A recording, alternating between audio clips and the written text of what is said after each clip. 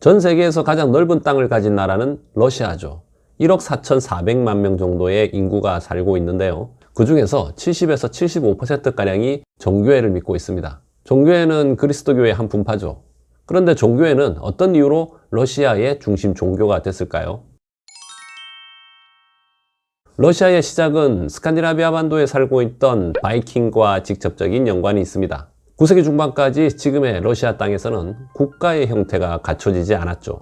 단지 슬라브인이라고 불리는 사람들이 시족 단위 형태로 무리지어 살고 있었습니다. 슬라브인들은 주변 국가들의 공격을 받아 많은 사람들이 노예로 전락하는 경우가 많았습니다. 그로 인해 슬라브라는 단어는 러시아에서는 영광이라는 뜻이지만 서유럽에서는 노예, 슬레이브의 어원으로 사용 중입니다. 어찌되었든 그러던 중에 9세기 중엽부터 바이킹들이 대거 이동을 시작합니다. 오늘날의 덴마크에 거주하던 바이킹들은 바다를 건너 지금의 영국인 브리튼 섬으로 쳐들어가죠. 또한 오늘날의 노르웨이에 거주하고 있던 바이킹들은 데인인들이 빠져나간 뉴틀란트 반도로 이동해서 자리를 잡고 있다가 10세기 초반 오늘날의 프랑스죠. 서프랑크 왕국을 침략합니다. 그런데 오늘날의 스웨덴에 거주하던 바이킹들은 침략 대신 오히려 슬라브인들의 초청을 받습니다. 이렇다 할 만한 체제 없이 살아가던 슬라브인들 중 일부는 직접 바다를 건너 바이킹들을 찾아가서 자기네들을 다스려 줄 것을 부탁합니다. 그렇게 해서 바이킹들은 9세기 중엽 오늘날의 러시아 땅으로 들어옵니다. 이 같은 이야기는 12세기 초에 작성된 원초 연대기에 기록되어 있습니다. 바이킹 무리를 이끈 인물은 유리크였습니다.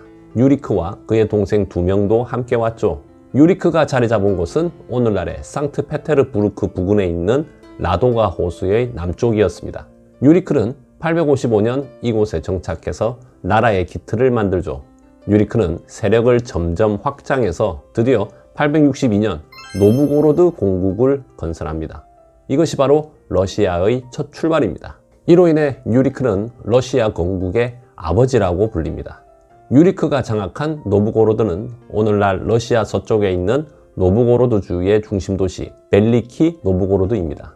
유리크는 879년 세상을 뜨는데요. 노브고로드 공국은 유리크의 친척인 올레그가 그 뒤를 잇습니다. 친척이 뒤를 이은 이유는 유리크의 아들이 너무 어렸고 유리크의 두 형제 모두 이미 세상을 떴기 때문이죠. 올레그는 882년 남쪽의 키예프를 쳐들어가서 장악한 뒤 수도를 노브고로드에서 키예프로 옮깁니다. 국호 역시 키예프로 바꾸고 국가의 위상을 공국에서 대공국으로 격상시킵니다. 그리고 올레그는 국명을 키예프 루스라고 명명합니다. 앞서 유리크 일행이 9세기 중엽 지금의 러시아 땅에 도착했을 때 슬라브인들은 바이킹들을 루스라고 불렀습니다. 루스는 고대 노르만족 언어 로스에서 왔습니다. 노를 젓는 사람들이라는 뜻입니다. 루스가 오늘날 러시아라는 국명의 어원이죠. 앞서서 올레그가 국명을 키예프 루스로 정했다고 했죠. 그런데 현재 우크라이나의 수도는 키우로 불립니다. 우크라이나는 2022년 2월 24일 러시아의 침공 이후 키예프를 우크라이나어인 키우로 불러달라고 요청했죠. 하지만 이 영상은 러시아의 역사에 관한 이야기이기 때문에 키예프 루스라고 부르겠습니다. 올레그의 죽음에는 그의 에마와 관련된 전설이 있는데요. 하루는 마법사가 올레그에게 당신은 사랑하는 말 때문에 죽을 것입니다 라고 말하죠. 올레그는 이때부터 에마를 타지 않았다고 합니다. 세월이 흘러 에마가 죽고 나서 에마의 해골을 발로 툭툭 차면서 내가 말 때문에 죽기는 거봐 마법사의 예언이 틀렸어. 그런데 그때 말의 해골에서 독사가 나와서 올레그를 물었고 올레그는 시름시름 앓다가 912년 죽고 맙니다. 올레그가 죽고 나서 드디어 유리크의 아들 이고리 유리코비치가 키예프 루스의 세 번째 대공 이고리 1세로 즉위합니다. 이고리 1세는 941년부터 944년까지 비잔티움 제국 원정에 나섰지만 실패하죠. 양측은 945년 평화조약을 체결합니다. 이고리 1세는 세금 납부 정책에 반감을 가진 드레블랴네족에 의해 945년 살해를 당합니다. 이고리 1세의 뒤를 아들이 이어야 하는데 아들 스바토슬라브 1세는 너무 어렸기 때문에 이고리 1세의 아내 올가의 섭정이 시작되죠. 올가는 우선 남편을 죽인 드레블랴네족에 대한 복수를 무려 4차례에 걸쳐 단행합니다. 러시아의 종교 역사에서 올가는 중요한 인물인데요. 러시아 군주 중에서는 처음으로 그리스도교를 받아들였기 때문입니다. 올가는 비잔티움 제국에서 종교의 세례를 받습니다. 올가는 아들 역시 개종하려고 했지만 스바토슬라브 1세는 종교회를 받아들이지 않죠. 올가는 963년 섭정을 끝내고 정치 일선에서 물러납니다. 스바토슬라브 1세는 즉위하자마자 영토 확장에 나섭니다. 우선 동쪽으로 국경을 마주하고 있는 튀르크인들이 세운 하자르 왕국을 공격해서 도시들을 휩쓸어 버리죠. 하자르 왕국은 소국으로 전락한 뒤 969년 멸망합니다. 스바토슬라브 1세는 계속해서 불가리아 제1제국을 사이에 두고 비잔티움 제국과 전쟁을 치르다가 972년 전사하고 맙니다. 그의 뒤를 이어 장남 야로폴크 1세가 즉위합니다. 야로폴크 1세에게는 남동생 2명이 있었는데요. 올레그 스바토슬라비치와는 엄마가 같지만 블라디미르와는 엄마가 다릅니다. 블라디미르의 엄마는 할머니 올가의 몸종이었습니다.